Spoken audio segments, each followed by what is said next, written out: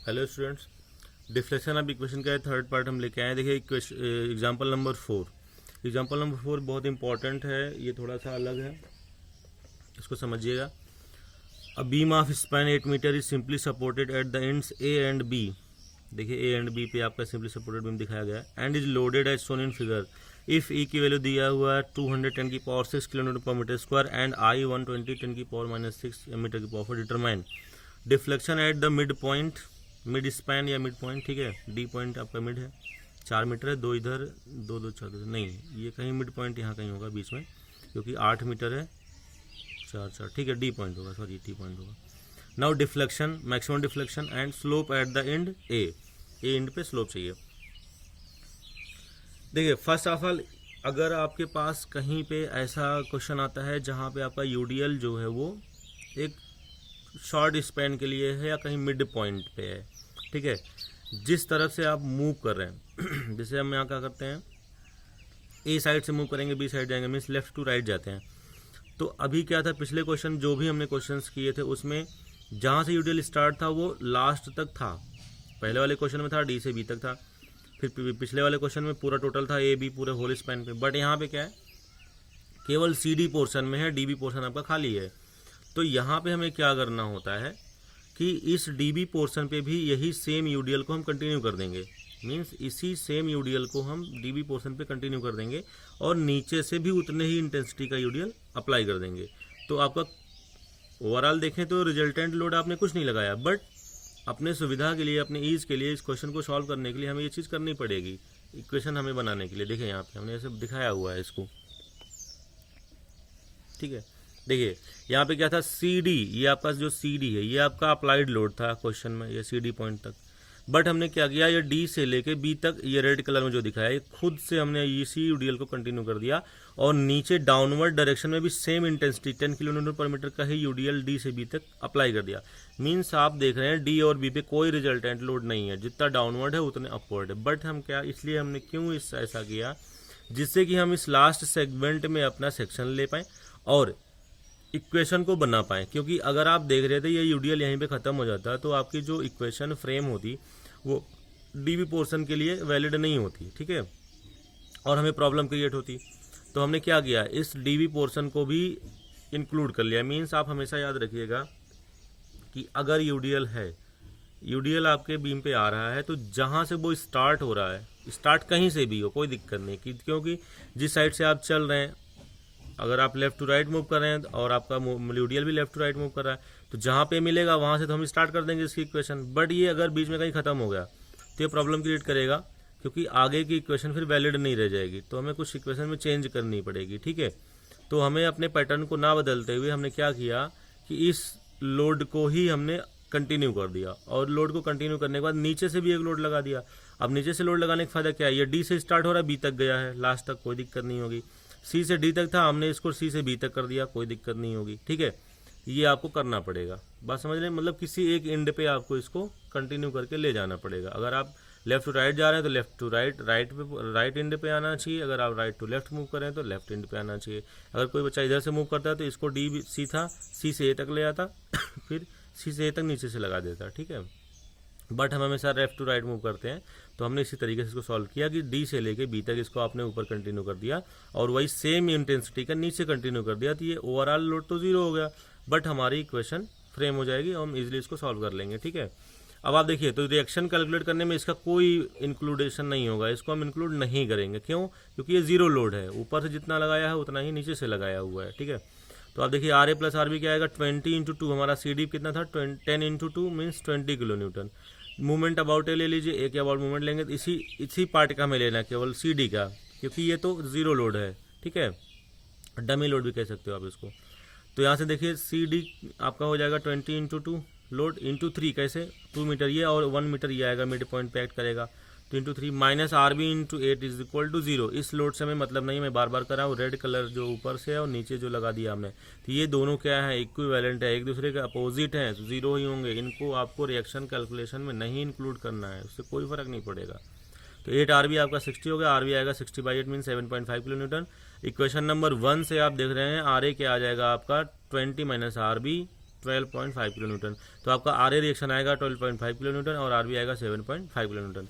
अब आप सेम उसी तरीके से जैसे हमने पिछले क्वेश्चंस में किया हुआ इक्वेशन बनाएंगे, इंटीग्रेट करेंगे, C1 C2 की वैल्यू निकालेंगे, उसको पुट करेंगे, स्लोप डिफ्लेक्शन की इक्वेशन आएगी, जहाँ पे हमें नीड है आप x की वैल्यू को पुट करेंगे, आपका आंसर मिल जाएगा। ठीक है, तो अब आगे देखिए, इन ऑर्डर टू गेट द जनरल, अच्छा वही हमने लिखा हुआ है, in order that the general expression for the bending moment at any section may be expressed in form suitable for in the form suitable for application of Macaulay's method, the loading on the beam is arranged as shown in the figure. ठीक है, ये वही चीज़ लिखी हुई है जो हमने बताया आपको कि अपने सोल्यूशन को सूटेबल करने के लिए जिस फॉर्म में हम लोग सॉल्व करते हैं उसी फॉर्म में रखने के लिए हमने इस लोडिंग पैटर्न को अरेंज किया हुआ है। ठीक है, तो देखिए then bending moment about X X is given by, अब देखिए यहाँ पे 3 सेक्शन हो रहा है, ए सी, सी डी और डी बी। तो हमें इस एक्स के, अब हमने हमेशा क्या करते थे, लास्ट पोर्शन में या लास्ट सेगमेंट में अपना सेक्शन रखते थे, तो हम यहाँ पे भी डी बी सेगमेंट में अपना सेक्शन रख रहे हैं, लास्ट है जो कि, तो क्या होगा डी बी में इस पॉइंट के अबाउट देखिए मूवमेंट क्या आएगा इस पॉइंट के about, R A into X. ठीक है, R A into X 12.5 into X minus 10 x minus 2 into X minus 2/2, ये क्या है, देखो ये जो यूडीएल यहाँ से मिला हमें, तो ये कितने डिस्टेंस पे मिला, अब आप देख रहे हैं ये जो यूडीएल यहाँ है और आपका एक्स यहाँ है, तो ये डिस्टेंस कितनी हो जाएगी आपकी, ये हो जाएगी आपकी x माइनस 2 मीटर। कैसे आया x माइनस 2, क्योंकि आप ये देख रहे हैं कि ए से लेके x तक के डिस्टेंस x है, तो यहाँ से आप देखिए 2 मीटर हम चल चुके हैं, तो C से लेके x तक कितना होगा, x टोटल है उसमें से 2 मीटर घटा दो तो क्या जाएगा x माइनस 2, ये आपका x माइनस 2 मीटर आएगा। तो ये लोड कितना हो जाएगा x 10 इंटू एक्स माइनस 2 हो जाएगा, और एक्ट कहाँ पे करेगा, मिड पे, तो x माइनस 2/2 प्लस, अब देखिए plus 10x minus 4 upon x minus 4/2 plus क्यों किया, क्योंकि ये जो डाउनवर्ड हमने यूडीएल लगाया था इसको भी तो इंक्लूड करना होगा इक्वेशन में। ये तो आप देख रहे हैं ये x है, ये आपकी ये इतनी डिस्टेंस बन रही है, ये डिस्टेंस कितनी होगी आपकी, ये डिस्टेंस टोटल x है, ये 2 मीटर, ये 2 मीटर, ये यहाँ से स्टार्ट हो रहा है, कितना हो जाएगा x माइनस 4, ये कितना आएगा x माइनस 4 डिस्टेंस, ये आपकी होगी x माइनस 4 डिस्टेंस। ठीक है, तो जाएगा आपका 10 x माइनस 4 लोड हो गया, 10 क्यों, 10 इंटेंसिटी है, प्लस क्यों, क्योंकि ये एंटी क्लॉकवाइज मूवमेंट होगा। ठीक है, सेक्शन सॉरी ये सेक्शन के अबाउट क्लॉकवाइज मूवमेंट होगा, ये दोनों एंटी क्लॉकवाइज थे। ठीक है, तो प्लस x माइनस 4 का होल स्क्वायर बाई 2 कैसे है, x minus 4 10 into X minus 4 load हो गया, और x माइनस 4/2 पे एक्ट करेगा, इस x माइनस 4/2 पे ये एक्ट करेगा ऊपर की तरफ। ठीक है, तो कितना आएगा x माइनस 4/2 आएगा, समझ में आ गया होगा। अब इस mx को आप ei d2i upon dx square रख दो is equal to 12.5x minus 10 x minus 2 का whole square by 2 plus 10 x minus 4 का whole square by 2, equation number 1 आ गया आपका। ठीक है, देखिए कुछ नहीं नया किया है, केवल इसी यूडीएल को हमने कंटिन्यू करके यहाँ तक ले आए और नीचे से भी ये लोड लगा दिया। तो जो हम इक्वेशन बनाएंगे तो सारे लोड को इंक्लूड करेंगे। रिएक्शन कैलकुलेट करते समय क्यों नहीं किया, क्योंकि इन लोड्स का कोई मतलब नहीं था, केवल कैलकुलेशन को बढ़ाते, क्योंकि ये इक्वल एंड अपोजिट हैं तो सेम इफेक्ट देंगे, जो इफेक्ट ऊपर वाला देगा डाउनवर्ड वही इफेक्ट नीचे वाला देगा अपवर्ड, तो आपके रिएक्शंस पे कोई फर्क नहीं पड़ेगा, इसलिए हमने इनको रिएक्शन में इंक्लूड नहीं किया। आपके स्लोप डिफ्लेक्शन में भी इनका मतलब नहीं आएगा, लेकिन अगर कुछ पार्ट की हम बात करेंगे तो वहाँ पे आएगा, जैसे इस पार्ट में देखो कोई दिक्कत नहीं, इनकी वजह से नहीं आएगा बट इसकी वजह से आएगा। तो इस गिवन ये जो अप्लाइड लोड था इसकी वजह से किसी भी पॉइंट पे अगर हमें स्लोप डिफ्लेक्शन निकालना है तो वो इक्वेशन फ्रेम करने के लिए हमने ये अरेंजमेंट दिया हुआ है। ठीक है, और सेम वही कैलकुलेशन है जो प्रीवियस क्वेश्चंस में हमने किया था, तो हमने आपको बताया कि इक्वेशन कैसे हमने बनाई। ठीक है, नाउ अब देखिए इस इक्वेशन को इंटीग्रेट करेंगे तो क्या आएगा, E I d y by d x, d 2i upon d x square का एक पावर कम होगा, d y by d x plus 12.5x था 12.5x स्क्वायर बाई 2 होगा, प्लस C1 कॉन्स्टेंट आ गया, 10x माइनस 2 का होल क्यूब बाई 6। इसको हमेशा ध्यान रखना, जब हम इसको इंटीग्रेट करेंगे तो जो आपकी ब्रैकेट है उसको सिंगल वेरिएबल मानेंगे, मीन्स x माइनस 2 का होल स्क्वायर अर्थात उसका जो इंटीग्रेशन होगा x माइनस 2 का होल क्यूब बाई 6 हो जाएगा, 2 पहले से था, नीचे 3 मल्टीप्लाई होगा तो 6 हो जाएगा, प्लस अगेन ये x माइनस 4 का होल स्क्वायर था तो x माइनस 4 का क्यूब बाई 6 हो जाएगा, इक्वेशन नंबर 2। अगेन इंटीग्रेट करेंगे क्या आएगा, E I y equal to 12.5x cube by 6 plus C1x plus C2 minus 10x minus 2 का whole power 4 upon 24 plus 10x cube minus 4 upon 24, equation number 3 हो गई। अब आप C1 और C2 की वैल्यू को कैलकुलेट करेंगे, कैसे करेंगे, देखो C1 C2 हमेशा हम देखते हैं बाउंड्री कंडीशन अप्लाई करते हैं, x इक्वल टू 0 पे y 0 होगा, C2 0 आएगा, x इक्वल टू कितने मीटर, 2 2 4 8 मीटर पे आपका y 0 होगा, तो यहाँ से आपका C1 की वैल्यू आएगा। ठीक है, देखिए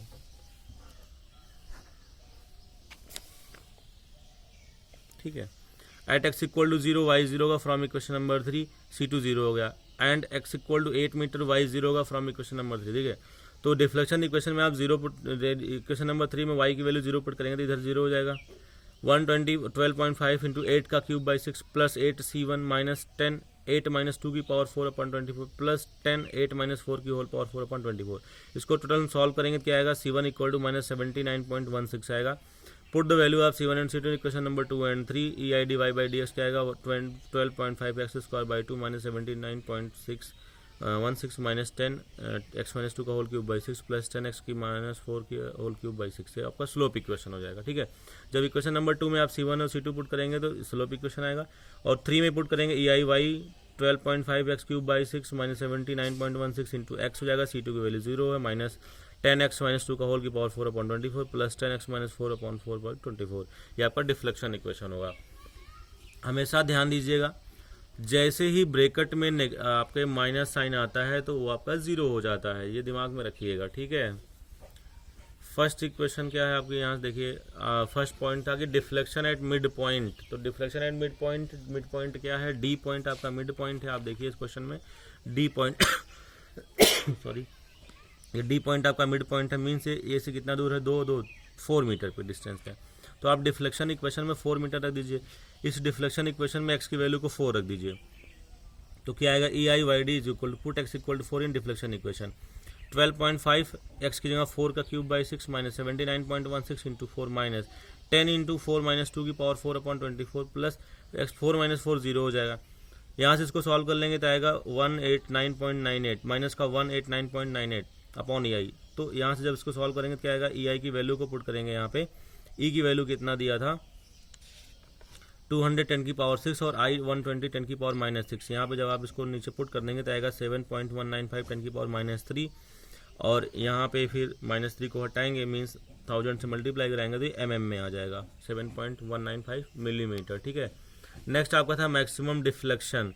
तो मैक्सिमम डिफ्लेक्शन कैसे निकालेंगे, assume that the maximum deflection occur between C and D. देखिए मैक्सिमम डिफ्लेक्शन कहाँ होगा, ऑब्वियस सी बात है जहाँ पे लोड लगा हुआ है, तो आप देख रहे हैं सी डी पे ही लोड लगा हुआ है। ठीक है, तो इसी के बीच कहीं ना कहीं आपका मैक्सिमम डिफ्लेक्शन आएगा।